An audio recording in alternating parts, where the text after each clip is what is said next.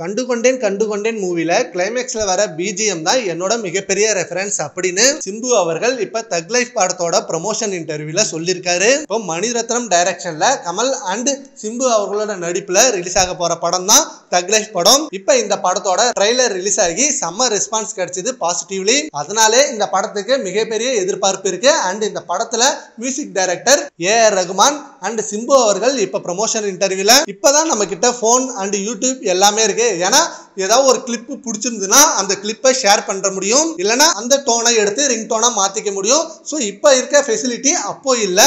ஆனா அப்பவே கண்டுகொண்டேன் படத்துல கிளைமேக்ஸ்ல என்ன சொல்ல போகிறாய் பாட்டோட அந்த ரிதம ஆதஸ்வரம்ல போட்டிருப்பாரு ஏஆர் ரஹ்மான். அப்ப அஜித் சார் அண்ட் தபு அவங்க ரெண்டு பேரோட ஸ்கிரீன் பிரசன்ஸ், அந்த மியூசிக் இப்படின்னு செம விஷுவலா வேற லெவல் மொமெண்டா இருக்கும். அதை இப்ப பார்த்தாலும் செம கூஸ்பம் மொமெண்டா இருக்கும். நான் அப்பவே 4-5 தடவை அந்த சீனை பார்த்துட்டு தான் திரும்பவே படம் பார்ப்பேன். எனக்கு அந்த படம் பார்க்க இன்ட்ரெஸ்ட் வந்தது கிளைமேக்ஸ்ல வந்து அந்த பிஜிஎம் தான். சோ அந்த மாதிரி மொமெண்ட் எல்லாருக்குமே மிகப்பெரிய ரெஃபரன்ஸ் தான். அந்த சீன் அவ்வளோ செம்மையா இருக்கும் அப்படின்னு சொல்லியிருக்காரு.